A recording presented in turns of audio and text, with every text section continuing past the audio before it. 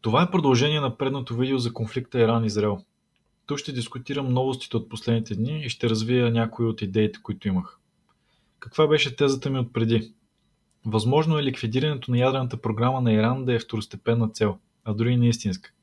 А истинската цел е да се притиснат Иран да бъдат неактивни в следващи операции срещу Русия и Китай в Централна Азия, Кавказ, както и в отношенията между Индия, Пакистан и Китай.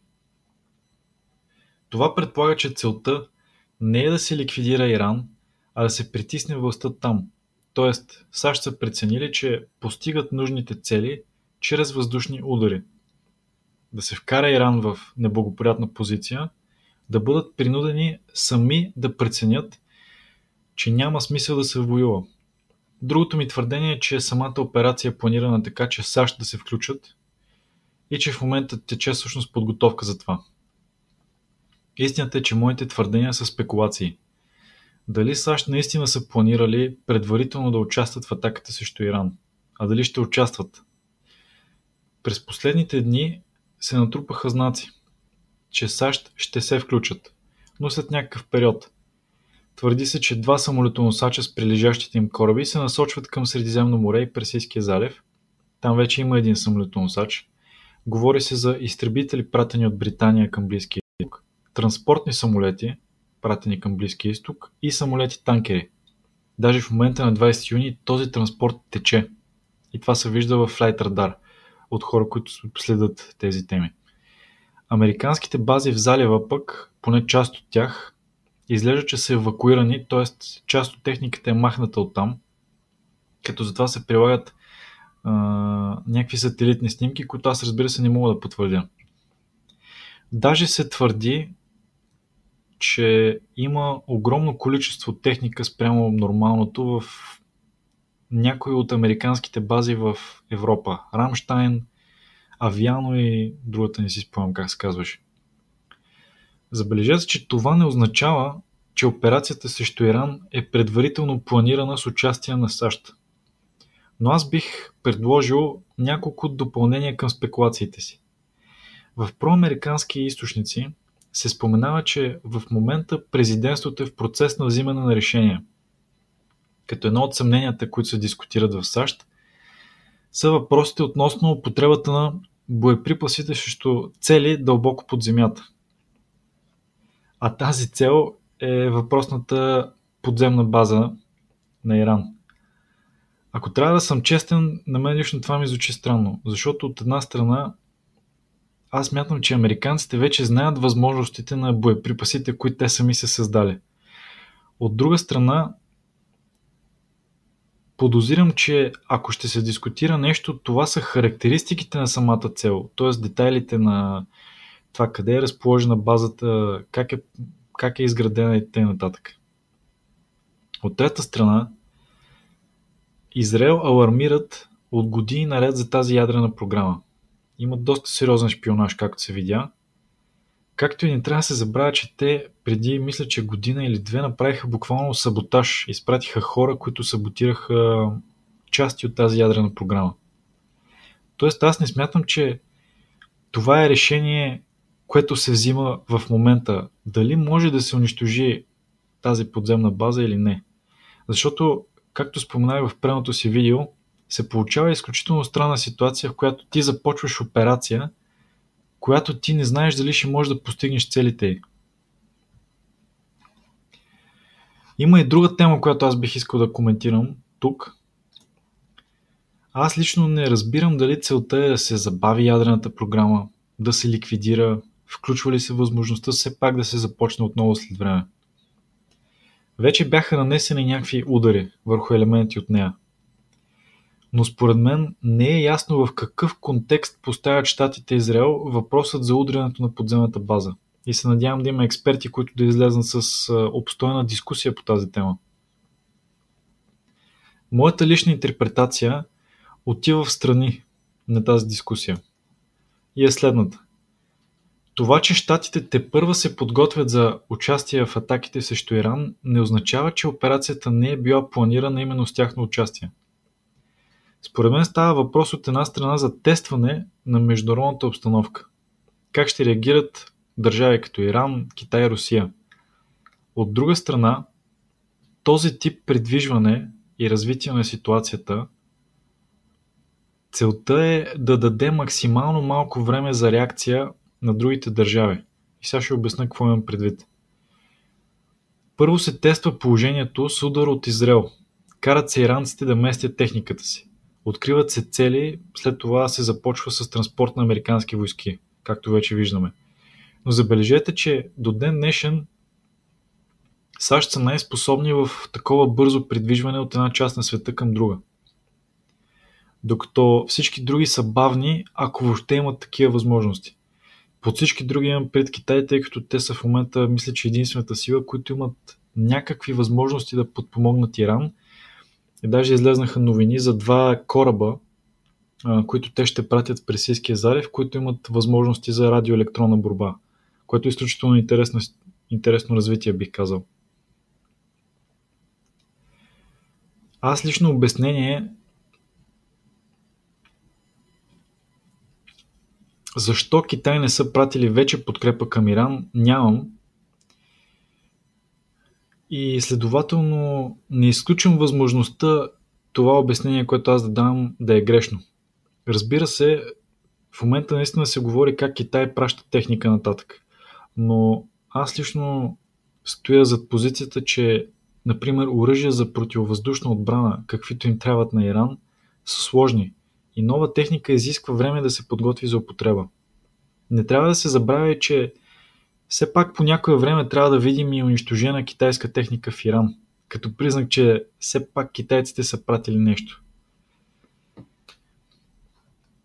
Тук е много важно според мен да се каже наистина какво се има предвид под нещо значимо, което китайците да могат да пратят. Това означава да се спрат възможността на Израел и щатите да нанасят удари, дали чрез унищожението на техната техника, дали по друг начин. Защото възможностите на Израел и САЩ са големи, а Иран като че ли не разполагат с противовъздушна отбрана, която да може да се справи с този тип удари от Израел, а камо ли вече когато САЩ влезнат. Не разполагат и със собствена авиация. Силата им, така се твърди, е в онова, което могат да укрият в планините и да го използват в последствие, както и в ракетните удари, които нанасят. В пространството излиза твърдение, че 1/3 от пусковите им обстановки били унищожени, но доказателства за това няма и аз го считам за по-скоро пропаганда. Същевременно излиза твърдение, че иранците призовават за спиране на огъня и за преговори, че биха сключили договор да не създават ядрено оръжие, но да продължат ядрената си програма. Има и твърдение от 19 юни, че 3 транспортни самолета са пристигнали в Оман от Техеран и затова има доказателство в Flight Radar. Даже се говореше и за 4-ти самолет насочен нататък. Оман е неутрална държава, която е водила посредническа роля. Въпреки че някои хора това го прочетоха като бягане на част от елита, други хора го прочетоха като дипломатическа делегация, въпреки че аз лично си задавам въпроса каква е тази дипломатическа делегация, която се нуждае от 3 транспортни самолета големи. Аз лично не знам какво е развитието по тази тема. И в двете страни намалиха интензивността на ударите. Но, докато израелците могат да ескалират още чрез САЩ, иранските възможности за ескалация ще са просто още ракетни удари. Но, към момента, те все още не са нанесли тежки щети на израелската инфраструктура. Каквито щети има, те ще бъдат поправени. А за щети върху въоръжените сили на Израел, забележете как не се говори. Защо не виждаме унищожени израелски самолети, военни бази и т.н. Сега истината е, че в Израел има изключително силна цензура, но смятам, че все пак нещо ще бъде видяно.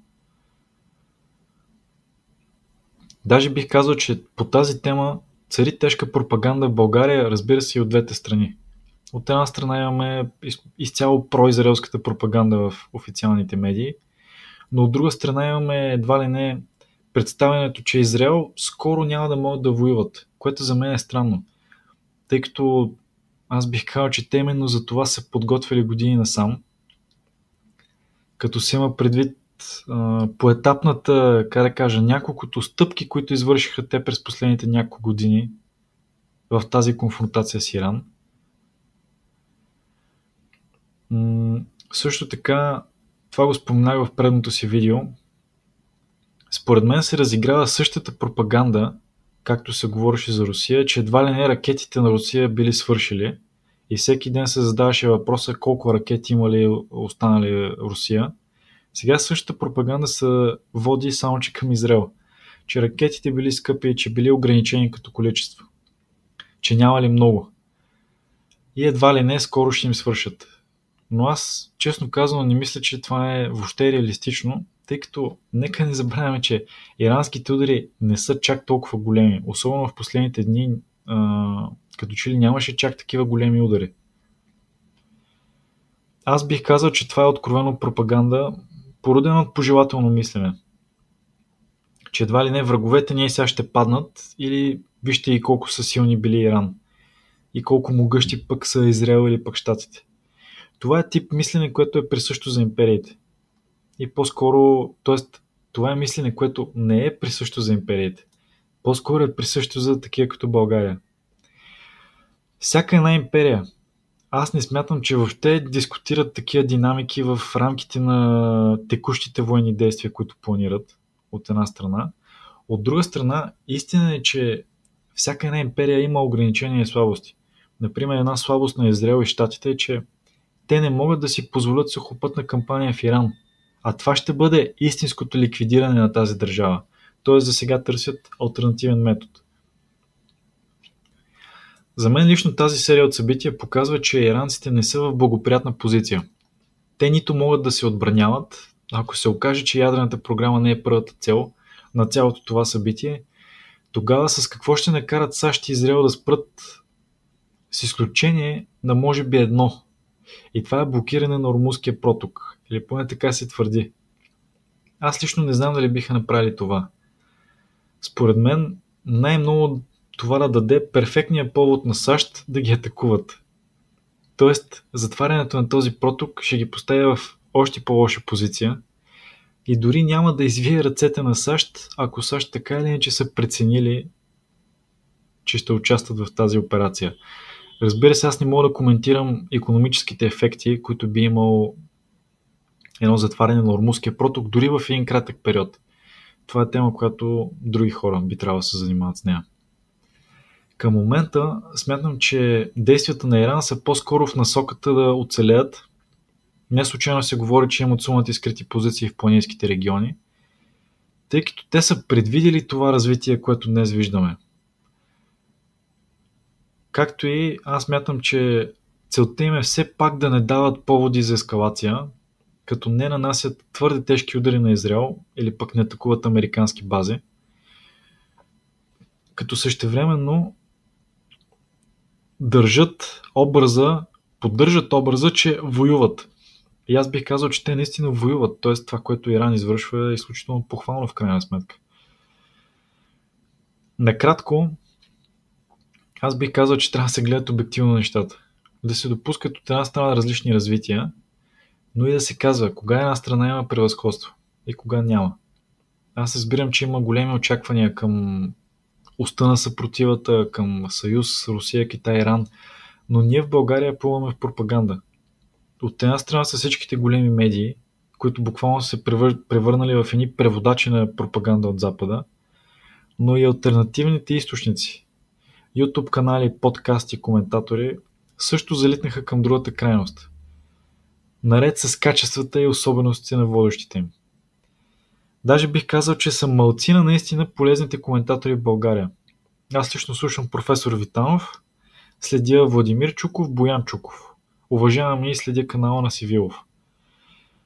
Но както и да е, ще видим как ще се развият тези неща. Искам да ви благодаря за вниманието.